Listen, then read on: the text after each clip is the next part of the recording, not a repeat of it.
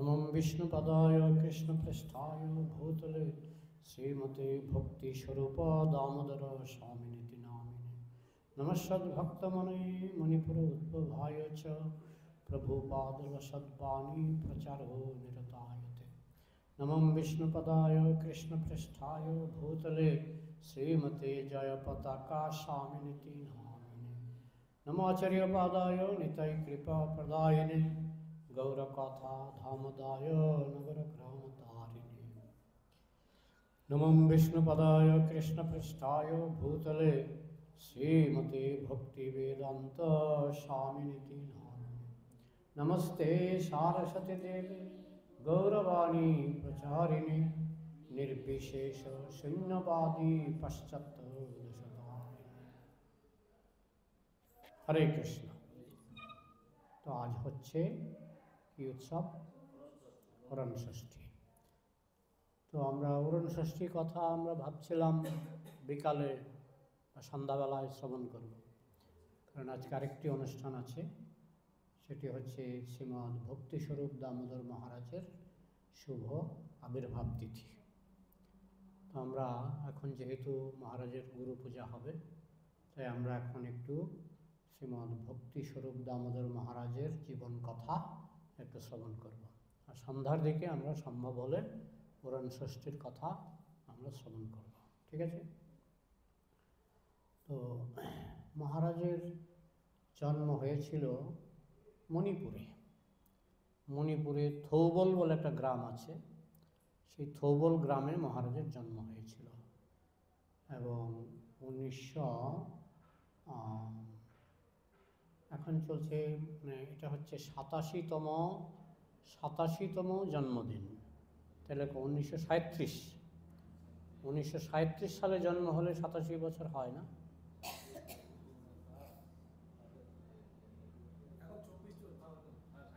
না, জন্মটা মহারাজের 1937 সালে মহারাজের জন্ম, তাহলে এখন 87তম জন্মদিন। আজকে হচ্ছে 87তম বেশপূজা। মহারাজ দেহত্যাগ করেছিলেন 2006 সালের বিজয়া দশমী তিথিতে। 2006 সালের দুর্গাপূজার পরে যে বিজয়া দশমী হয়, ওই তিথিতে মহারাজ দেহত্যাগ করেছিলেন আর জন্মগ্রহণ করেছিলেন 1937 সালের ওরণ ষষ্ঠী, আজকের তিথিতে, ওরণ ষষ্ঠী তিথিতে। তো মহারাজ মণিপুরেই তার জন্ম। মহারাজের বাড়িতে যাওয়ার সৌভাগ্য আমার হয়েছিল। মহারাজের বাড়ি এখনও সেখানে আছে, একটা মন্দির হয়েছে, সেখানে একটা ইস্কনের মন্দির হয়েছে মহারাজের বাড়িতে। তো মহারাজের যখন 7 বছর বয়স, মহারাজের যখন 7 বছর বয়স, তখন শুরু হয় দ্বিতীয় বিশ্বযুদ্ধ, না প্রথম বিশ্বযুদ্ধ, ওইটা দ্বিতীয় বিশ্বযুদ্ধ। মহারাজের তখন 7 বছর বয়স, তখন দ্বিতীয় বিশ্বযুদ্ধ শুরু হয়। তো দ্বিতীয় বিশ্বযুদ্ধের আক্রমণ, পৃথিবীর বিভিন্ন দেশে বিভিন্নভাবে যুদ্ধ হচ্ছিল। ভারতবর্ষে তারা কি কথা বলছ, কথা কেন? ভারতবর্ষে এই আন্দোলন, মানে দ্বিতীয় বিশ্বযুদ্ধের প্রভাব সবচেয়ে বেশি পড়েছিল মণিপুরে। সেখানেই জাপানিরা বোমা বর্ষণ করেছিল। এখনও, আমি তো মণিপুরে 3 বছর ছিলাম, এখনও মণিপুরের জঙ্গলে কঙ্কাল পাওয়া যায়। কঙ্কাল মানে যে দ্বিতীয় বিশ্বযুদ্ধের সময় যে সৈন্যরা মারা গেছিল, বেশিরভাগই তাদের দাহ করা হয়নি, কঙ্কালগুলি এখনও বনে জঙ্গলে রয়ে গেছে। তো যখন এইভাবে মণিপুরে বোমা বর্ষণ হচ্ছিল, তখন মহারাজ তখন 7 বছরের শিশু। তখন মহারাজের বাবা মা তারা সবাই মিলে শরণার্থী শিবির সরকার থেকে করে দিয়েছিল, শরণার্থী শিবির। তো সেই শরণার্থী শিবিরে মহারাজ আশ্রয় নিয়েছিলেন তার বাবা মায়ের সঙ্গে। তো দ্বিতীয় বিশ্বযুদ্ধের ওই সময়টাতেই শরণার্থী শিবিরে থাকাকালেই তার বাবার মৃত্যু হয়। 7 বছরের শিশু বাবাকে হারিয়েছেন শরণার্থী শিবিরে। তখন তার বিশ্বযুদ্ধ শেষ হওয়ার পর তার মা শরণার্থী শিবির থেকে তাকে নিয়ে চলে আসেন বাড়িতে। তখন মা মহিলা মানুষ, তিনি আর কি করবেন, তিনি তো আর, তার তো কোনো রোজগার ছিল না, তিনি নিরুপায় হয়ে গেলেন, কি করা যায়। হ্যাঁ, তো দেখতে দেখতে মহারাজের বয়স হয়ে গেল 12 বছর, 7 বছর থেকে 12 বছর। তখন মহারাজের মা দিশাহারা হয়ে গেলেন, কি করবেন। তখন মণিপুরে নিয়ম আছে, সারা ভারতীয় নিয়ম আছে যে বিবাহ করতে পারে, বিধবা বিবাহ করতে পারে, কিন্তু সাধারণত যার একবার বিবাহ হয়ে গেছে তার পক্ষে আবার দ্বিতীয় বিবাহ করা কঠিন, পাত্র পাওয়া যায় না, তাই না? পাত্র আর পাচ্ছেন না। একজন পেয়েছেন, উনি বলছেন বিবাহ করতে পারবো, কিন্তু তোমার ছেলেকে দেখাশোনা করতে পারবো না। তো মহারাজের এক বড় বোন ছিল, বড় বোন। তো বড় বোন বলছে, মা তুমি বিয়ে করো, আমি ভাইকে আমি দেখবো। তো বিয়ে করলো, বিয়ে করে তো ওই স্বামী তাকে নিয়ে চলে গেল, বুঝেছেন? ভাইকে দেখাশোনা করলো কে? বোন। তো মহারাজের যখন এরকমই 12 থেকে আরেকটু কয়েক বছর হলো, তখন বোনের বিয়ের বয়স হয়ে গেছে, বোনের বিয়ের বয়স হয়ে গেছে। তখন বোনের বিয়ে ঠিক হলো, তো কে বাচ্চার দায়িত্ব কে নেবে? এই যে মহারাজের দায়িত্ব কে নেবে? তার না আছে বাবা, না আছে মা, কেউ তো নেবে না। তখন তখন মহারাজ একটু হয়তো 15 বছর এরকম। মহারাজ বলছে, আমি নিজে, বাবার একটা জমি ছিল, আমি নিজে চাষবাস করে আমি চলবো, তুমি যাও। তো এইভাবে মহারাজের বোনও চলে গেল শ্বশুর বাড়ি। তো মহারাজ একা, বুঝেছেন? তো একার পক্ষে স্কুলে যেতেন, পড়াশোনা করতেন, আবার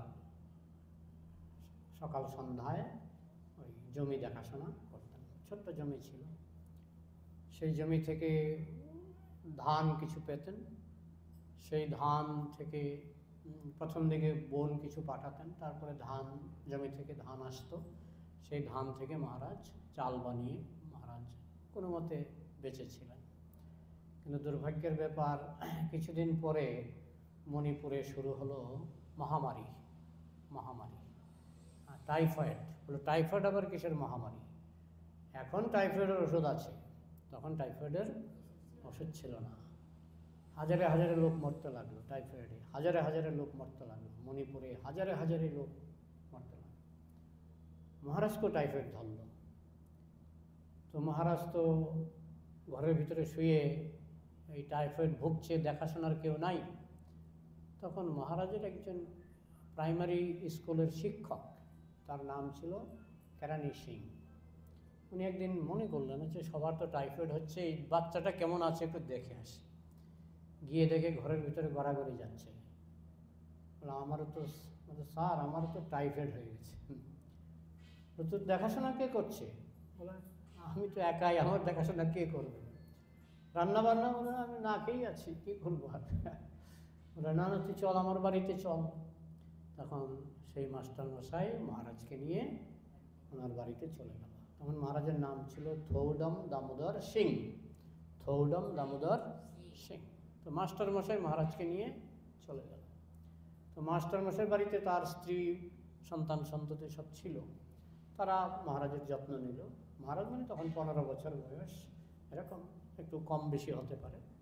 তো তারা সব মহারাজের যত্ন নিল, কিন্তু ডাক্তার বলে দিয়েছে যে ওনাকে মাঠা ছাড়া কিছু খাওয়াবেন না, মাঠা ছাড়া কিছু খাওয়াবেন না। 40 দিন ধরে মহারাজ অসুস্থ ছিলেন, প্রতিদিন 1 কাপ মাঠা, 1 কাপ কি 2 কাপ এরকম মাঠা খেতেন। 40 দিন মহারাজ অসুস্থ ছিলেন, বেশিরভাগই মারা গেছে। মণিপুরে যাদের টাইফয়েড হয়েছিল বেশিরভাগই মারা গেছে।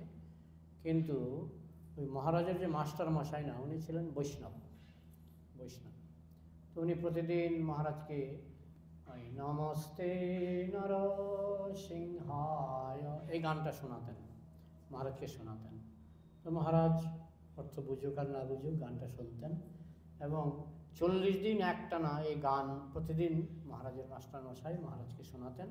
আর খাবারের মধ্যে 1-2 কাপ ঘোল মাঠা ঘোল খেতেন। 40 দিন পরে মহারাজের টাইফয়েড সেরে গেল, মহারাজ সুস্থ হলেন। তখন মাস্টারমশাই বললেন যে তোমাকে আর ঘরে যেতে হবে না, তুমি আমার এখানেই থাকো, তোমাকে আমি স্কুলে এখানেই আমার স্কুলেই ভর্তি করিয়ে দেবো। তখন সেই মাস্টারমশাই মহারাজকে তার স্কুলে নিয়ে গেলেন এবং সেইভাবে মহারাজ কী করতেন, একটা বাড়িতে থাকলে তো আর এমনি থাকা যায় না। মহারাজ বাসন মাজতেন, ওই মাস্টারমশাইয়ের বাসন কুসনগুলি মাজতেন। তারপরে মাস্টারমশাই দেখলেন পড়াশোনায় ভীষণ ভালো, এই ছেলেটা পড়াশোনায় ভীষণ ভালো। তো মহারাজ দেখলেন বাহ, চমৎকার রেজাল্ট করছে, পরীক্ষায় সব ভালো ভালো মার্কস পাচ্ছে, নম্বর পাচ্ছে। তখন মহারাজ উৎসাহী হয়ে তাকে পড়াতে লাগলেন। যত খরচ আছে, বই কেনার খরচ, খাতা কলমের খরচ সবই দিলেন এবং বাড়িতে খাওয়া দাওয়া যাতে ঠিকমতো পায় সব ব্যবস্থা করে দিলেন। দেখতে দেখতে মহারাজ ফার্স্ট ডিভিশন পেয়ে উনি মাধ্যমিক পাশ করলেন।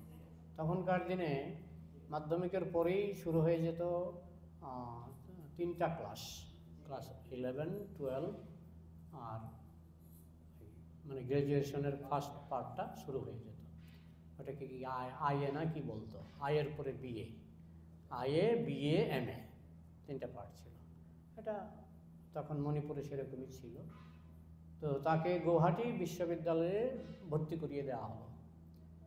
গৌহাটি বিশ্ববিদ্যালয়ে 3 বছর পড়াশোনা করার পর তিনি ফার্স্ট ক্লাস ফার্স্ট হয়েছেন। গৌহাটি বিশ্ববিদ্যালয় থেকে ফার্স্ট ক্লাস ফার্স্ট হয়েছে। তখন মহারাজের যে গার্জিয়ান মানে শিক্ষক, তিনি খুব আনন্দ পেলেন যে ছেলেটা এভাবে বাসন টাসন মেজে ফার্স্ট ক্লাস ফার্স্ট হয়েছে, তাকে তো পড়াতেই হবে। তখন যেহেতু তিনি গৌহাটি বিশ্ববিদ্যালয় থেকে ফার্স্ট ক্লাস ফার্স্ট হয়েছিলেন, তাই সরকার থেকে ঘোষণা করা হলো যে তাকে, মানে আসাম সরকার ঘোষণা দিলেন যে তাকে বিনা খরচে পড়তে দেওয়া হবে, তার খরচ যা লাগে সরকার বহন করবে। তাকে পাঠিয়ে দেওয়া হলো কলকাতা ইউনিভার্সিটিতে। কলকাতা ইউনিভার্সিটিতে তিনি বায়োটেকনোলজি বলে একটা সাবজেক্ট ছিল, তিনি সেই বায়োটেকনোলজি নিয়ে ভর্তি হলেন এবং সেখানে তিনি 2 বছর না কত বছর তিনি ওই বায়োটেকনোলজিতে মাস্টার ডিগ্রি করলেন। সেটা তো ফার্স্ট ক্লাস, মাস্টার ডিগ্রি তো ফার্স্ট ক্লাস পেয়েছেন। ফার্স্ট ক্লাস যেহেতু মাস্টার ডিগ্রি তো পেয়েছেন, ভারত সরকার তখন ছিল ইউনিভার্সিটি গ্র্যান্ড কমিশন, তারা ঠিক করলো যে মহারাজকে আমেরিকায় পাঠাবে এবং তার আমেরিকায় যাওয়ার খরচ, সেখানকার পড়াশোনার খরচ সব ইউনিভার্সিটি গ্র্যান্ড কমিশন বহন করবে। মহারাজকে পাঠিয়ে দেওয়া হলো ক্যালিফোর্নিয়া। দেখুন, একজন অনাথ, কিন্তু মহারাজ কিন্তু একজন অনাথ, কিন্তু রাখে কৃষ্ণ মারেকে, মারে কৃষ্ণ রাখেকে। তো তিনি চলে গেলেন ক্যালিফোর্নিয়া। সেখানে গিয়ে তিনি পিএইচডি করলেন, বায়োকেমিস্ট্রিতে পিএইচডি করলেন। তারপরে তাকে চাকরি দেওয়া হলো ইমেরো বিশ্ববিদ্যালয়, এটা ক্যালিফোর্নিয়া থেকে খুব একটা দূরে নয়। ইমেরো বিশ্ববিদ্যালয়ে ওনাকে চাকরি দেওয়া হলো, বায়োকেমিস্ট্রির চাকরি, বায়োকেমিস্ট্রির প্রফেসর। তখনকার দিনেই $1,00,000 উনি পেতেন, মানে প্রফেসর হিসাবে। তারপরে চাকরি করতে করতে হঠাৎ একদিন তার একজন বন্ধু, কি রামানন্দ রাও না রবীন্দ্র রাও, নামটা আমি ভুলে গেছি, দীক্ষার নাম ছিল রামানন্দ রাও, দীক্ষার নাম রামানন্দ দাস, আর আগের নাম ছিল রবীন্দ্র রাও কি এরকম কিছু। তো বলছে যে একজন সাধু ভারত থেকে এসেছে, তার নাম অভয় চরণারবিন্দ ভক্তিবেদান্ত স্বামী শিল প্রভুপাদ, চলো তাকে দর্শন করবে। মহারাজ বলছেন না, আমার কলেজের ক্লাস টাস থাকে তো, ব্যস্ত থাকি, দর্শন করতে যেতে পারবো না, সময় হবে না। আমাদের প্রভুপাদও কিন্তু প্রথমে দর্শন করতে চাননি ওনার গুরুদেবকে, জানেন তো। তো মহারাজের কেসটা অনেকটা এরকম, আমি দর্শন করতে যেতে পারবো না। আরে চলো না, শুনেছি খুব নাম করা, সারা বিশ্বে ইসকন করেছে, সারা বিশ্বে ইসকন প্রচার করছে, খুব নাম করা। তো উনি প্রথমে যেতে চাইছিলেন না, কিন্তু এই রবীন্দ্র রাও ওনাকে টানা হেঁচড়া করে চল চল বলে ওনাকে নিয়ে গেলেন। প্রথম উনি প্রভুপাদের সাক্ষাৎ পেলেন, এই মনে হয় ক্যালিফোর্নিয়ার একটা মন্দিরে প্রভুপাদের সাক্ষাৎ পেলেন। প্রভুপাদকে দেখেই ওনার ভক্তি জাগ্রত হয়েছিল। তো তখন প্রভুপাদ বললেন, তোমরা এখানে আমেরিকায় কেন এসেছ? প্রভুপাদ, আমরা এখানে পড়াশোনা করে চাকরি করছি। তোমরা এসেছো আমেরিকা থেকে নিতে, আর আমি এসেছি আমেরিকাকে দিতে। আমি এখানে আমেরিকাকে কৃষ্ণ কনসাসনেস, কৃষ্ণ ভাবনামৃত দান করছি, আর তুমি এসেছো আমেরিকা থেকে নিতে, পয়সা নেবে, চাকরি করবে, হ্যাঁ, সব নিতে এসছো, শিক্ষা নিয়েছো। হ্যাঁ, তো তুমি কেন আমার মতো, আমি যেমন দিতে এসছি, তুমি কেন কিছু দাও না? তখন উনি বললেন, কি দেব? বলে, তুমি বিজ্ঞানের মাধ্যমে এই কৃষ্ণ ভাবনামৃত প্রচার করো, তুমি বিজ্ঞানের মাধ্যমে কৃষ্ণ ভাবনামৃত প্রচার করো। তুমি মণিপুরের ছেলে, মণিপুর হচ্ছে বৈষ্ণব রাজ্য, তুমি গোটা মণিপুরকে বৈষ্ণব ধর্মে ভাসিয়ে দাও, পুনর্জাগরিত করো। হ্যাঁ, তো প্রভুপাদের সঙ্গে কথা বলে তার খুব ভালো লেগেছে। তিনি কিছুদিন পরে প্রভুপাদকে বললেন, আমি কি চাকরিটা ছেড়ে দেব? বলে, এখন চাকরি করতে করতে করো, পরে তুমি চাকরিটা ছেড়ে দিও। তখন দুদিন পরে পরই বলে, আমি আর চাকরি করতে আমার ভালো লাগছে না, আমাকে আপনি সম্পূর্ণভাবে মঠবাসী করে দিন, আমি মঠে থেকে প্রচার করব।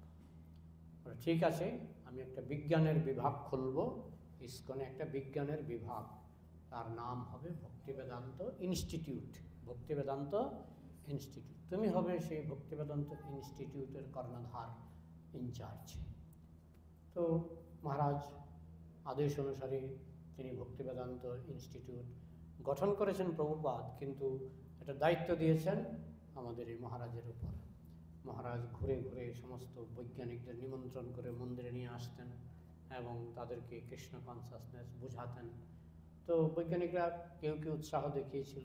যেইভাবে মহারাজ মাঝে মধ্যে সম্মেলন করতেন, বৈজ্ঞানিক সম্মেলন, বৈজ্ঞানিকরা মন্দিরে আসতেন, তাদেরকে খুব সুন্দর প্রসাদ দেওয়া হতো এবং তাদের মাঝে কৃষ্ণ ভাবনার প্রচার, মহারাজও বক্তৃতা দিতেন এবং মাঝে মধ্যে বৈজ্ঞানিকদের কাছ থেকেও বক্তৃতা শোনা হতো, তারাও কিছু বলতেন। এইভাবে আস্তে আস্তে গড়ে উঠল ভক্তিবেদান্ত ইনস্টিটিউট। বিদেশে তার অনেক শাখা প্রশাখা আছে এবং ভারতবর্ষেও বিশেষ করে বোম্বে, জুহু, মুম্বাইতে তার হেডকোয়ার্টার, ভারতের হেডকোয়ার্টার রয়েছে ভক্তিবেদান্ত ইনস্টিটিউট মুম্বাইতে। তো মহারাজ মুম্বাইতে একটা আন্তর্জাতিক সম্মেলন করলেন। এইভাবে বিভিন্ন জায়গায় বিভিন্ন দেশে তিনি আন্তর্জাতিক সম্মেলন করলেন। তার জীবদ্দশায় তিনি এরকম অসংখ্য সম্মেলন করেছেন। কলকাতার যে সায়েন্স সিটিতে তিনি একটা বিশাল সম্মেলন করেছিলেন 1996 সালে। আমার ভাগ্য হয়েছিল, আমি সেই সম্মেলনে ছিলাম, সেই সম্মেলনে যোগদান করার সৌভাগ্য আমার হয়েছিল। এবং সেখানে যারা এসেছিলেন বেশিরভাগই ছিল নোবেল পুরস্কার বিজয়ী, তারা নোবেল পুরস্কার পাওয়া বৈজ্ঞানিক সেখানে বক্তৃতা দিয়েছিলেন। অনেকেই ইসকনের বক্তৃতা শুনে খুশি হয়েছিলেন এবং বলেছিলেন যে না, এটা খুবই যুক্তিযুক্ত, আপনারা যেটা করছেন সেটা খুব ভালো। সেই বই বেরিয়েছে, synthesis of science and religion, ইংরেজি বই, এত বড় বই, প্রায় 1000 টাকার মতো দাম, কিন্তু বইটা ইসকনে পাওয়া যায়, বুঝেছেন? সেই বিভিন্ন বৈজ্ঞানিকরা কি বলেছেন ইসকন সম্পর্কে। আরেকটা বই আছে, ইন্টারভিউজ উইথ 10 নোবেল লরিয়েটস, 10 জন নোবেল পুরস্কার বিজয়ী বৈজ্ঞানিক ইসকন সম্পর্কে কি বলেছেন। তো এইভাবে এরকম বই আছে। তো মহারাজ তিনি সারা পৃথিবীতে ঘুরে ঘুরে, তার মেইন কাজ ছিল বৈজ্ঞানিকদের নিমন্ত্রণ করা এবং বৈজ্ঞানিকদের মধ্যে প্রচার করা। এবং আরেকটা কাজ প্রভুপাদ তাকে দিয়েছিলেন যে তুমি বিজ্ঞানের সঙ্গে কৃষ্ণ ভক্তির সম্মেলন ঘটিয়ে তুমি বই লিখো। তো মহারাজ অনেক বই লিখেছে, যে বইগুলি মায়াপুরে পাওয়া যায়। মায়াপুরে বইয়ের দোকানে যদি খোঁজ করেন, মহারাজের লেখা বই অনেক আছে। তারপরে মহারাজকে প্রভুপাদ আদেশ করেছিলেন, তুমি মণিপুরে একটা সুন্দর মন্দির করা, মণিপুরের মন্দির দেখলে আপনার মাথা ঘুরে যাবে, এত সুন্দর, এত সুন্দর। আমাদের আমাদের গোপাল কৃষ্ণ মহারাজ বলেছিলেন যে আমাদের ভারতবর্ষে এত সুন্দর মন্দির নাই। তো মণিপুর মন্দিরে আমি গেছিলাম এবং সেই মন্দির আমি দেখেছি। সেখানে 3টা অল্টার, 3টা বেদি, একে তো মন্দিরের ডিজাইন দেখার মতো, 3খানা বেদিতে 3খানা সিংহাসন। সিংহাসনগুলি বানিয়েছেন ইন্দোনেশিয়া থেকে এসেছিলেন সব কাঠমিস্ত্রি। তারা বছরখানেক ছিলেন মণিপুরে মন্দিরে খাওয়া দাওয়া করতেন আর সারাদিন কাঠের কাজ করতেন। দেখার মতো কাঠের কাজ, এরকম কাঠের কাজ আমি কোথাও দেখি না। দেখার মতো ইন্দোনেশিয়ার যারা কাঠমিস্ত্রি তারা বংশ পরম্পরায় তারা কাঠের কাজে খুব বিখ্যাত। আর মহারাজ যখন দেখলেন কাঠের কাজগুলি সুন্দর হচ্ছে, পুরো মন্দিরটাকে কাঠের ডিজাইন করে সাজিয়ে দিলেন। মানে ওই মন্দিরের প্রধান আকর্ষণ হচ্ছে কাঠের ডিজাইন, পিলারগুলি কাঠের ডিজাইন, সব যত ওয়ালের মধ্যে কাঠের ডিজাইন, সব জায়গায় কাঠের ডিজাইন করে মন্দিরটা সত্যি কাঠের ডিজাইন। এমন মন্দির দেখা যায়, অপূর্ব সুন্দর কাঠের ডিজাইন। 3খানা সিংহাসন করেছে, আমার মনে হয় না সারা ভারতবর্ষে এত সুন্দর সিংহাসন আছে, অপূর্ব। তো এইভাবে মহারাজ মন্দির করলেন। মন্দির উদ্বোধনের এটা বোধহয় উদ্বোধনের কাছাকাছি সময়, তখন এত সুন্দর মন্দির দেখে সেখানকার যারা অন্য ধর্মের মানুষ, সেখানকার অন্য ধর্মের মানুষরা সেটা পছন্দ করছিল না। সেখানে বেশি হচ্ছে খ্রিস্টান, পছন্দ করছিল না। ইস্কনের এত সুন্দর মন্দির হয়েছে, যেমন বাংলাদেশে যখন ইস্কন বাড়ছে তখন মুসলমানরা পছন্দ করছে না, ঠিক তেমনি মণিপুরে যখন ইস্কন বেড়েছিল তখন সেখানকার খ্রিস্টানরা সেটা পছন্দ করছিল না। তখন তারা ঠিক করলো যে তারা মন্দিরের মধ্যে বোমা বর্ষণ করবে। তখন মহারাজ সেখানে গান গাইছিলেন, ওরা 6-7খানা বোমা, টাইম বোমা বুঝেন তো, মানে মনে করুন টাইম লিখে, টাইম একটা চাবি আছে, টাইম সেট করে দেবে। তো তারা জানে যে মহারাজ ওই সময় আসবে, তো টাইম সেট করে তারা বোমা সেখানে রেখে দিল। যাই হোক, এবার মন্দিরে কয়েকটা বোমা রাখলো, রাস্তায় কয়েকটা বোমা রাখলো, বুঝেছেন, রেখে এই উগ্রপন্থীগুলি পালিয়েছে। তো এগুলি তো ভক্তরা তো লক্ষ্য করেনি, কোথায় জঙ্গলের মধ্যে, ফুলের গাছের তলায়, কোথায় কোথায় বোমা লুকিয়েছে, তো লক্ষ্য করেনি। তো সন্ধ্যাবেলায় মহারাজ কীর্তন করছে, হঠাৎ করে বোমা বর্ষণ হলো, একটার পর একটা দ্রুম দ্রুম আওয়াজ করে ব্লাস্ট হতে লাগলো। 6 জন লোক স্পটে মারা গেল। তাদের মেইন উদ্দেশ্য ছিল মহারাজকে হত্যা করা, কিন্তু রাখে কৃষ্ণ মারে কে, মারে কৃষ্ণ রাখে কে। মহারাজের কাছে বোমা রেখেছিল, কিন্তু সেই বোমাটা এটা বলছে ফোটার সময় এটা অন্য মানুষের ঘাড়ে লেগে গেছে, অন্য মানুষ মারা গেছে। কিন্তু কেউ কেউ বলে যে সেখানে যে ওই বড় ভিডিও ক্যামেরা নিয়ে ঘোরাঘুরি করছিল, ওর ঘাড়ে লেগে গেছে। ও তো মহারাজের সামনে এসে দাঁড়িয়ে মহারাজের ছবি তুলছিল, তো বোমাটা ওর ঘাড়ে লেগে গেছে, ও মারা গেছে। কিন্তু মহারাজের কিছু হয়নি। আচ্ছা, হাতের মধ্যে একটা টুকরা, ওই বোমার ফাটলে পরে টুকরা বেরোয় না, একটা টুকরা হাতে লেগেছিল, সামান্য মহারাজের একটু লেগেছিল, এছাড়া মহারাজের কিছু হয়নি। সঙ্গে সঙ্গে পুলিশ এলো, এসে যারা মারা গেছে তাদেরকে তো হাসপাতালে নিয়ে গেল। সঙ্গে সঙ্গে ঘোষণা হলো যে 6 জন স্পট ডেড, 6 জন মারা গেছে। আর মহারাজ তো সুস্থ, তার কোনো অসুবিধা হয়নি। তাকে একটু ওখানে একটু কী বলে মেডিকেয়ার নাকি একটু লাগিয়ে দিয়েছে যাতে রক্তপাত না হয়। মহারাজকে সঙ্গে সঙ্গে ছুটি দিয়ে দিয়েছে। তারপরে মণিপুরে বিশাল আন্দোলন হলো, সমস্ত হিন্দুরা তারা রাস্তায় রাস্তায় বসে পড়ল, তারা পথযাত্রা করলো, পথযাত্রা, যেমন এখন চিন্ময় প্রভুকে নিয়ে পথযাত্রা হচ্ছে না, এরকম পথযাত্রা করলো। সরকার থেকে ঘোষণা দিল যারা মারা গেছে তাদের পরিবারকে অর্থ সাহায্য করা হবে, এবং মণিপুর মন্দিরে একটা থানা বসানো হবে, পার্মানেন্ট থানা। ওই থানাটা এমনিতে চাইলে কেউ দিত না, কোনো সরকারই দেয় না একটা মন্দিরে। আমি যদি আসানসোল মন্দিরে থানা চাই, দেবে? সহজে দেবে না। কিন্তু ওই ঘটনাতে সরকার রাজি হয়ে গেল যে মণিপুর মন্দিরে থানা দেয়া হবে। এখনও সেই থানা আছে। আপনারা যদি কোনোদিন মণিপুর মন্দিরে যান, দেখবেন সেখানে একটা থানা, এটা ওই ঘটনার পর থেকে। এখন মহারাজকে অনেকে বলছেন যে দেখুন, আপনাকে তারা টার্গেট করেছিল, মারতে পারেনি, এখন যদি আপনি এখানে থাকেন না, আর আবার দ্বিতীয়বার আপনাকে টার্গেট করবে, আপনি অন্তত কয়েকদিনের জন্য আপনি কলকাতায় চলে যান। তো মহারাজ সবার অনুরোধে মহারাজ কলকাতায় গেলেন। তো কলকাতায় তিনি কিছুদিন ছিলেন। তারপরে হঠাৎ করে একদিন এই মোবাইল বন্ধ রাখুন, সবাই মোবাইলে এরোপ্লেন মোড করে নেন। তো কলকাতায় কিছুদিন থাকার পরে তার সন্ধ্যাবেলায় একদিন এই বিজয়া দশমীর দিন তার হঠাৎ করে হার্ট অ্যাটাক হলো, সঙ্গে সঙ্গে তিনি দেহত্যাগ করলেন। তো এই হচ্ছে সংক্ষিপ্তভাবে মহারাজের জীবনী। আপনাদের যদি কিছু প্রশ্ন থাকে আলোচনা করা যায়। মহারাজের বই আমাদের এখানে পাবেন বুক স্টলে। একটা বইয়ের নাম হচ্ছে জীবন আসে জীবন থেকে। জীবন আসে জীবন থেকে, নাম শুনেছেন বইটা? এটা ওইখানে দেখবেন থৌডম দামোদর সিং। ওই থৌডম দামোদর সিং হচ্ছেন আমার গুরু মহারাজ। পরবর্তীকালে তার নাম হয়েছিল ভক্তি স্বরূপ দামোদর স্বামী। শিল প্রভুপাদের কাছে দীক্ষা নিয়ে তিনি ভক্তিবেদান্ত ইনস্টিটিউটের ম্যানেজার হয়েছিলেন এবং তিনি ইসকনের গুরু হয়েছিলেন, জিবিসি হয়েছিলেন। তিনি ইসকনে অনেক অবদান দিয়েছেন, কিন্তু অকালে তাকে চলে যেতে হয়েছিল। তার বয়স তখন ছিল 68 বছর। তিনি যখন দেহত্যাগ করেন তার বয়স ছিল 68 বছর। কারো কিছু প্রশ্ন আছে কি? হ্যাঁ বলুন। বলছি মহারাজ যখন স্কুলে পড়াশোনা করতেন বাচ্চাবেলায়, ওনার যে মাস্টারমশাই ছিলেন উনি দেখভাল করতেন, খাওয়া দাওয়া লেখাপড়া যাবতীয় খরচ।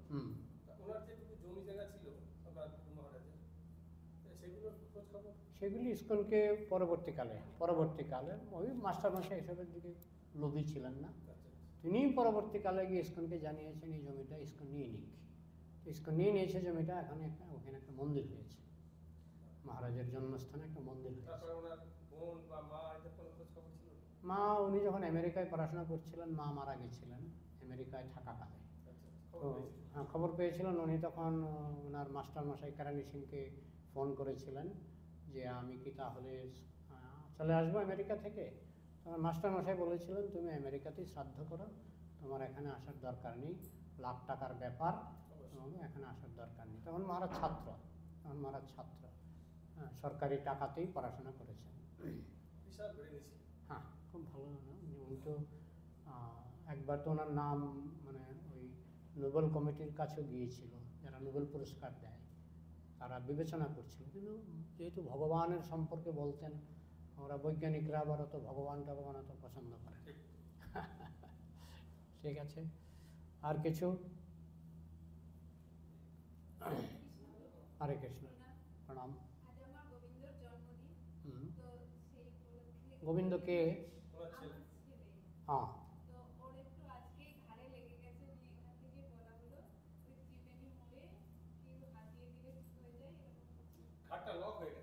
হ্যাঁ, কিন্তু ডাক্তার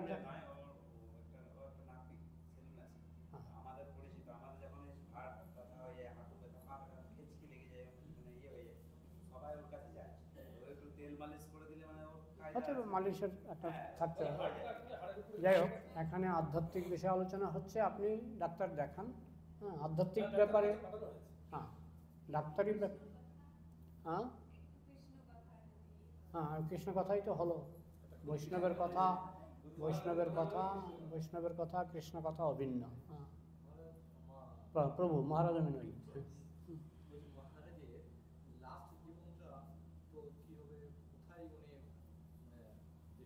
দেহত্যাগ করেছেন কলকাতায়। ওইখানে একটা ভক্তিবেদান্ত ইনস্টিটিউটের অফিস আছে, ওইখানে উনি দেহত্যাগ করেছেন। তারপরে ওনার শেষ ইচ্ছা ছিল যে ওনার সমাধি হবে রাধাকুণ্ডে। হ্যাঁ, রাধাকুণ্ডে ওনার সমাধি আছে। যখন রাধাকুণ্ডে যদি কখনো বেড়াতে যান, গোবিন্দ মন্দির, হ্যাঁ, গোবিন্দ মন্দিরের পেছন দিকে ওনার সমাধি আছে।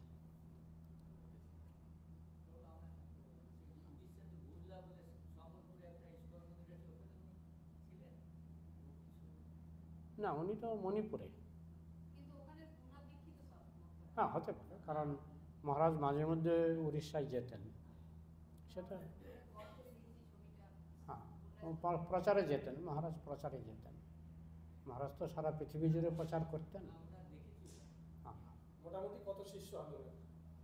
আমার আন্দাজ 1000 পাঁচেক।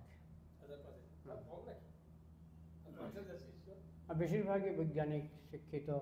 হ্যাঁ অবশ্যই, পিএইচডি করেছেন বাবা, মুখের কথা, সরকারি পয়সায় পড়াশোনা করেছেন বিদেশে থেকে।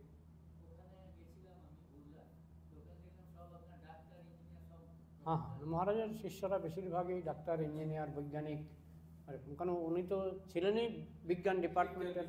হ্যাঁ, ও বইটা পড়লেই বুঝতে পারবেন, লাইফ কামস ফ্রম লাইফ, জীবন আসে জীবন থেকে, বাংলা হয়েছে।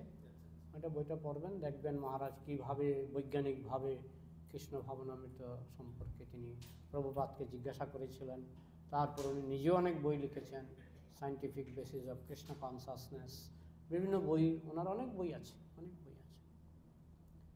আর কারো কিছু প্রশ্ন বা মন্তব্য? না হলে আমরা পুষ্পাঞ্জলিটা কখন দেবো আমরা? হ্যাঁ, তাহলে আপনি বলুন পুষ্পাঞ্জলি। তাহলে আমরা কি পুষ্পাঞ্জলি দিয়ে নেব? তাহলে তো একটু আরতি করতে হবে, কিন্তু সাধারণত নিয়ম হচ্ছে প্রথমে ভোগ লাগে, ভোগ, তারপরে ভোগের পরে আরতি, আরতির পরে পুষ্পাঞ্জলি, এটাই সাধারণ নিয়ম। তাহলে আমরা অপেক্ষা করি, আমরা অপেক্ষা করি। তার মধ্যে আপনাদের প্রশ্ন থাকলে, হ্যাঁ, কৃষ্ণ কথা বলতে আমরা ওই সন্ধ্যাবেলায় আমাদের প্ল্যান আছে, আমরা ওই উড়ন ষষ্ঠী নিয়ে আলোচনা করব। হরে কৃষ্ণ। হ্যাঁ, তো মন্দিরে হ্যাপি বার্থডে কি করছো তোমরা? মন্দিরে জন্মদিনে কি করছো তোমরা? বৈষ্ণব সেবা করাচ্ছ? হ্যাঁ, ঠিক আছে। তো আমরা, আমাদের প্রধান হ্যাপি বার্থডে হচ্ছে কৃষ্ণের হ্যাপি বার্থডে, জন্মাষ্টমী। আর একটা বার্থডে হচ্ছে রাধাষ্টমী, রাধার জন্মদিন। আরেকটা বার্থডে হচ্ছে নিত্যানন্দ ত্রয়োদশী। আমরা বার্থডে করি অনেক। নিত্যানন্দ ত্রয়োদশী কার বার্থডে? নিত্যানন্দ প্রভুর বার্থডে। তারপরে রয়েছে মহাপ্রভুর বার্থডে, দোল পূর্ণিমা, দোল পূর্ণিমা। নরসিংহদেবের বার্থডে নরসিংহ চতুর্দশী। বামনদেবের বার্থডে বামন দ্বাদশী। এগুলি আমরা করি। তো মানুষের বার্থডেটা আসলে এটা ঠিক বার্থডে নয়। কেন বার্থডে নয় আমি ব্যাখ্যা করছি। আপনি 100 টাকা নিয়ে বাজারে গেলেন, 1 টাকা খরচ করলেন, রইল কত? 99 টাকা। তারপরে আরও 9 টাকা খরচ করলেন, রইল কত? 90 টাকা। আরও 10 টাকা খরচ করলেন, রইল কত? 80 টাকা। খরচ করতে করতে করতে করতে আপনি সর্বমোট মনে করুন 99 টাকা খরচ করলেন, হাতে রইল কত? 1 টাকা। শেষে 1 টাকাও আপনি খরচ করলেন, হাতে রইল কত? 0। তো আমরা যখন জন্মগ্রহণ করি, ব্রহ্মা লিখে দেন তোমার কপালে 80 বছর, তোমার কপালে 70 বছর, তোমার কপালে 100 বছর। 100 বছরের বেশি কলিযুগে কেউ বাঁচে না। তার মানে 100 টাকা নিয়ে আমরা ঢুকেছি, মনে করুন আমরা 100 টাকা নিয়ে ঢুকেছি। তো এখন আমার বয়স 65, 100 টাকা থেকে 65 টাকা চলে গেছে। যদি 100 বছর বাঁচি, যদি 100 বছর বাঁচি, আমার কুষ্টিতে যা লেখা আছে বলার দরকার নেই, তবে 100 বছর আমার লেখা নাই, 100 বছর আমার লেখা নাই। তো 100 বছর বাঁচলেও আমার 65 বছর খরচ হয়ে গেছে। তার মানে 100 টাকা থেকে আমার 65 টাকা খরচ হয়ে গেছে, আর আর 35 টাকা আছে, 35 টাকা আছে।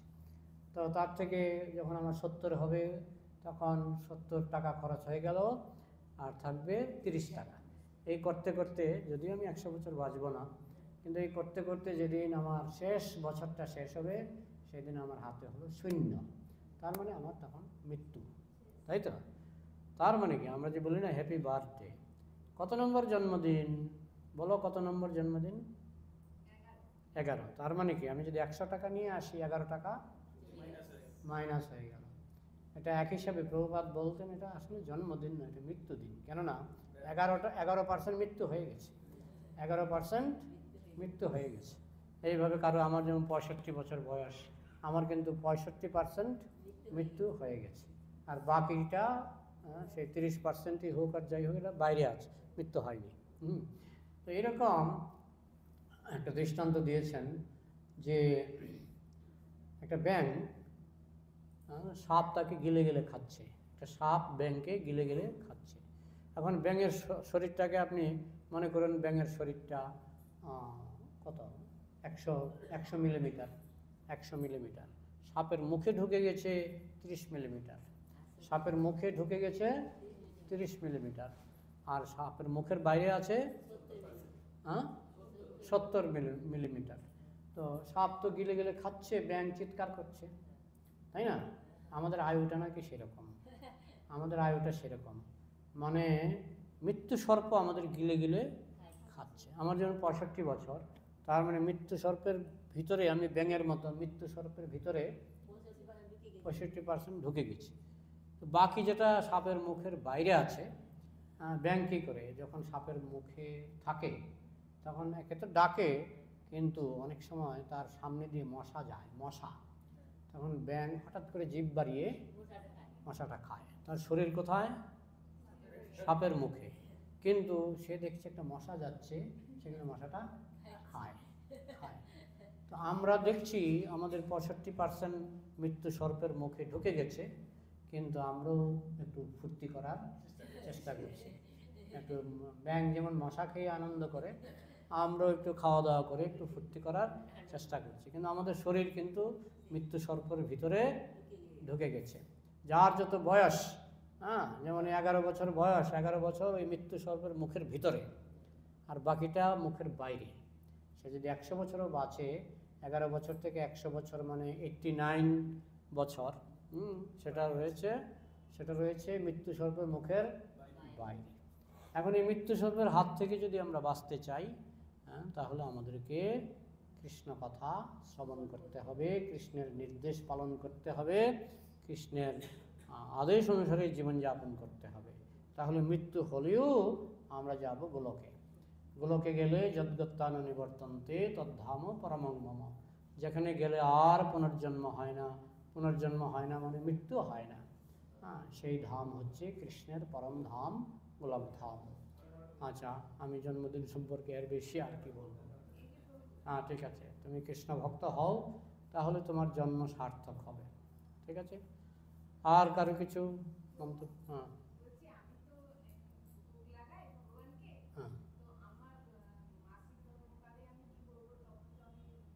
তখন অন্য কাউকে বলবেন ভোগ লাগাতে, অন্য কাউকে।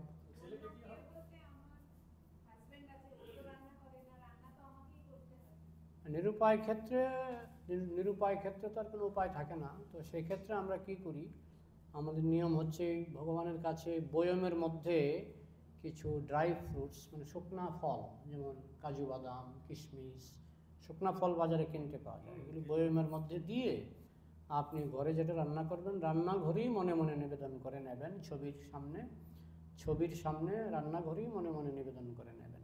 বুঝেছেন? হ্যাঁ, পারবেন। এটা তো আপনি সিংহাসনে নিবেদন করছেন না, এটুকু ডিসকাউন্ট দেওয়া হয়েছে। তুলসী পাতা ছাড়া তো ভগবান খাবেনও না।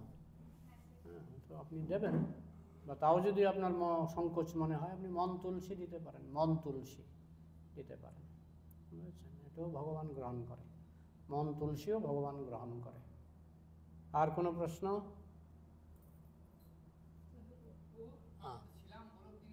হ্যাঁ, তুমি কি ফিরে এসছো না প্রথমবার এসছো? ফিরে আসা আমরা কখন বলি? আমরা যখন বলি বাড়িতে ফিরে যাও, তার মানে দ্বিতীয়বার। যখন আমরা বলি বাড়িতে ফিরে যাও, সেটা প্রথমবার না দ্বিতীয়বার? দ্বিতীয়বার, কারণ তুমি বাড়ি থেকে এসছো, তারপরে, নাহলে তো আমি ফিরে যাও বলবো না, আমি বলবো বাড়ি যাও। কিন্তু যখন বলছি ফিরে যাও, তার মানে তুমি বাড়ি থেকে প্রথমবার এসছো, তাই তো? ঠিক তেমনি আমরা গোলক থেকে প্রথমবার এসছি, এই জন্যই কৃষ্ণ বলছেন ফিরে যাও। ফিরে গেলে আর আসতে হবে না। তুমি যদি একটা মোমবাতি একটা বাচ্চার কাছে দাও, বাচ্চাটা প্রথমবার কিন্তু মোমবাতিটাকে ধরবে, জ্বলন্ত মোমবাতি, আগুনে হাত দেবে, হাত দিল, পুড়লো।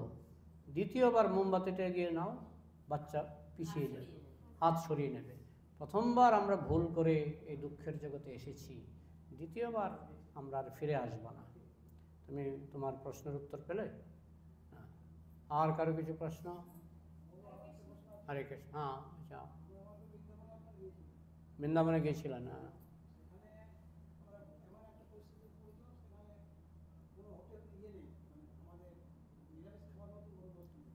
বৃন্দাবনে 5000 কৃষ্ণ মন্দির আছে, সব জায়গাতেই নিরামিষ। হ্যাঁ, অযোধ্যার কথা আমি জানি না, তবে বৃন্দাবনে 5000 কৃষ্ণ মন্দির, প্রত্যেক জায়গায় প্রসাদ পাওয়া যায়। আর বেশিরভাগই আমি দেখেছি, আমি তো বৃন্দাবনে অনেকবার গেছি, আমি তো গেলে ফ্রি প্রসাদ খেয়েই শেষ করতে পারি না। সব মন্দিরে ডাকে, আসেন আসেন ফ্রি প্রসাদ নিয়ে যান, সব মন্দিরে ডাকে। এমনকি আমি একবার গোবর্ধন পরিক্রমা করছিলাম, আমি কি দেখছি পাহাড় থেকে ডাকছে, আসেন আসেন সাধু বাবা, আসেন আসেন। কি বলে, এখানে ফিস্ট হচ্ছে, আসেন এখানে মহাভোজ। গেলাম দেখি দিল্লির মারোয়ারি, হ্যাঁ মহাভোজ দিয়েছে, কত রকমের হালুয়া পোলাও কত কিছু। তো বৃন্দাবনে রাধারানী কাউকে উপবাস রাখে না। হ্যাঁ, অযোধ্যাতে এখন অযোধ্যার খবর তো আমি জানি না, এই জন্য বৈষ্ণবকে সবসময়, আমাদের প্রভুপাদ যেমন সবসময় একটা হিটার মানে একটা স্টোভ আর তার কাছে একটা পাত্র ছিল, একসঙ্গে 4টা আইটেম রান্না করতে পারতেন। প্রভুপাদ সারা বিশ্ব ঘুরেছেন, প্রথম দিকে তো শিষ্য ছিল না, প্রথম দিকে পাত্রটা নিয়ে যেতেন, ওইটার মধ্যে চাল ডাল সব দিয়ে স্টোভ চালিয়ে দিতেন। সব জায়গায় প্রভুপাদ নিজে হাতে সপাক ভুজি, সপাক ভুজি বোঝেন, আপনাকে সপাক ভুজি হতে হবে। হ্যাঁ, দিয়ে দেবেন। আজকাল কত যন্ত্র বেরিয়েছে, কত যন্ত্র বেরিয়েছে, আপনি একটার পর একটা 4টা পাত্র একসঙ্গে রান্না হয়ে যাবে, 4টা পাত্রের ভিতর দিয়ে বাষ্প যাবে, একসঙ্গে বাষ্পে রান্না হয়ে যাবে। প্রভুপাদের বাসনটা নাকি এরকমই ছিল, আজ থেকে প্রায় মানে 50-60 বছর আগের কথা। তখন যদি সেই মেশিন পাওয়া যায়, এখন তো আরও পাওয়া যাবে, তাই না? আর কিছু আমাদের জল দিয়ে রান্না করি, মাপ মতো চাল, মাপ মতো জল দেবেন, হ্যান্ডও কাটতে হবে, অটোমেটিকলি। সেটা তো প্রেসার কুকার না? হ্যাঁ, না ওটা অন্যরকম যন্ত্র। আচ্ছা, রাইস কুকার, হ্যাঁ এরকম উন্নত মানের যন্ত্র অনেক আছে, অনেক আছে, অনেক আছে, একটু খোঁজ করতে হবে। হ্যাঁ,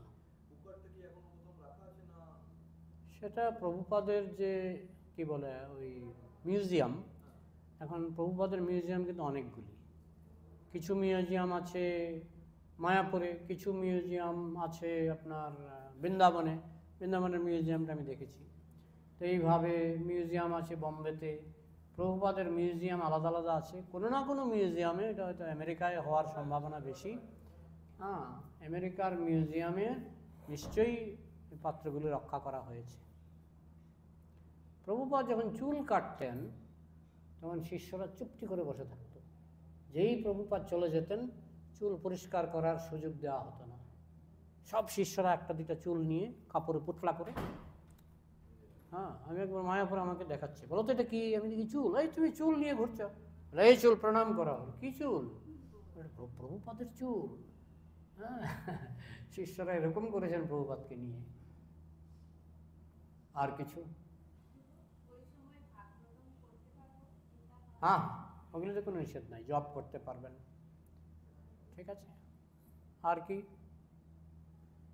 যেহেতু এখনো ভোগ আসেনি, হ্যাঁ ভোগ আসবে, ভোগ লাগবে, ভোগের পরে পুষ্পাঞ্জলি, পুষ্পাঞ্জলি না, ভোগের পরে গুরু পূজা, গুরু পূজার পরে পুষ্পাঞ্জলি, হ্যাঁ ভোগারতির পরে গুরু পূজা করবো, গুরু পূজার পরে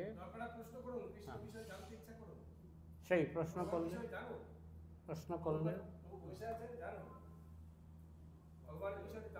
বলুন মাতাজিরা, প্রশ্ন করুন।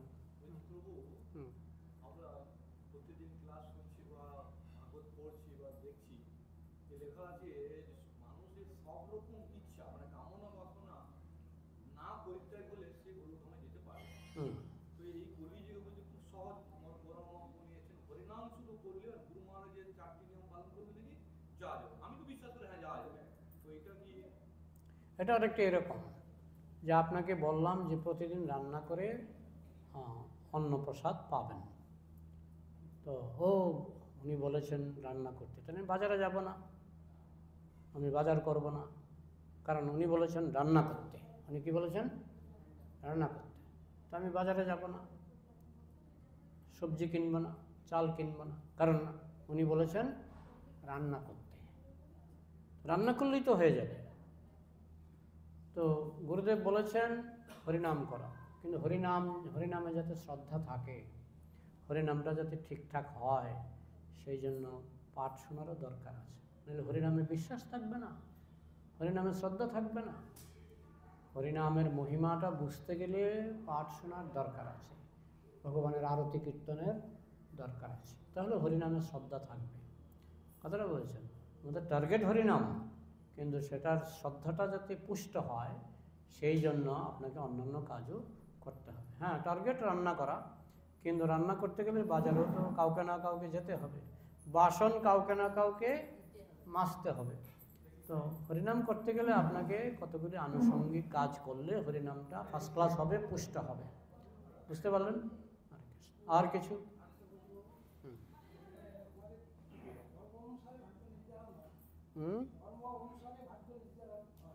ভাগ্য নির্ধারিত, হ্যাঁ, কর্ম অনুসারে। হ্যাঁ হ্যাঁ হ্যাঁ, আমরা যেরকম কর্ম করব, আমরা যদি কুকুরের মতো কর্ম করি, কুকুর কি করে?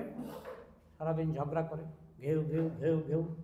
কিছু মানুষ আছে, কুকুর কোম্পানির মানুষ, এরা সব ঘেউ ঘেউ ঘাই ঘাই ঘাই চিৎকার চেঁচামেচি ঝগড়া নিয়ে থাকে। তারা কর্ম করে সেরকম মারপিট। হ্যাঁ, তো পরের জন্মরা কি হবে? কুকুর হবে। কিছু প্রাণী আছে পচা খেতে ভালোবাসে, পচা পচা খেতে ভালোবাসে, তারা পরের জন্মে কি হবে? শূকর হবে। হ্যাঁ, কিছু মানুষ আছে মাছ না হলে সে মরেই যাবে, সে পরের জন্মে মাছরাঙ্গা পাখি, বক এসব হবে। হ্যাঁ, কর্ম অনুসারে জন্ম, কর্ম অনুসারে জন্ম। কিছু মানুষ আছে খুব হিংসুটে, খুব হিংসুটে। আমাদের ত্রিপুরাতে আমি দেখেছিলাম, হ্যাঁ, একটা বাড়িতে ভোরবেলা উঠে দেখি পুকুরে সব মাছ মরে গেছে। কী ব্যাপার? না কেউ বিষ ঢেলেছে, কেউ বিষ ঢেলেছে, সব মাছ মেরে দিয়েছে। তো যারা খুব হিংসুটে তারা পরের জন্মে কি হবে? বিষ আর বাজার থেকে কিনতে হবে না, সাপ হবে। মুখের ভিতরে বিষ ঢুকিয়ে দেবে ভগবান, সাপ হবে। এইভাবে আমরা কর্ম অনুসারে পরের জন্ম পাই। যার যেরকম কর্ম সেরকম পুনর্জন্ম। বোঝা গেল? হ্যাঁ, সেটাই হলো। হ্যাঁ, সেটাই বলছি, পাঠও শুনতে হবে, আরতি কীর্তনও করতে হবে। হ্যাঁ হ্যাঁ হ্যাঁ, প্রণাম।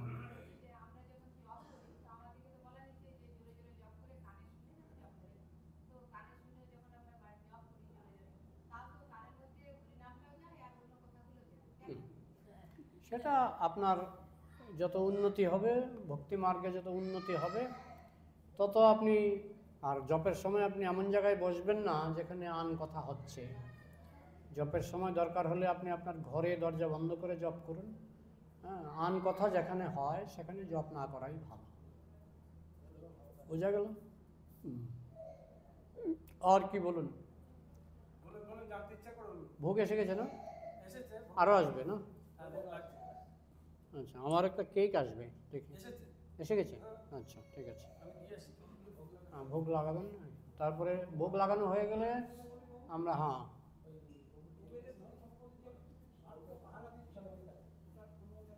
কি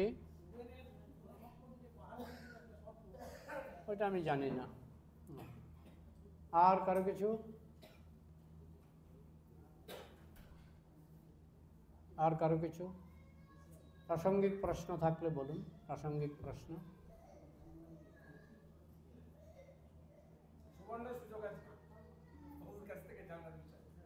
আমি অন্তত এটা বন্ধ করে দিই, কারণ এটা রেকর্ড হচ্ছে, এটা কিন্তু ইয়েতে পাবেন, ইউটিউবে পাবেন। জয় শ্রীমদ্ ভক্তিস্বরূপ দামোদর স্বামী মহারাজের শুভ আবির্ভাব তিথি মহামহোৎসব কি জয়, শিল প্রভুপাদ কি। এটা হচ্ছে 87তম আবির্ভাব।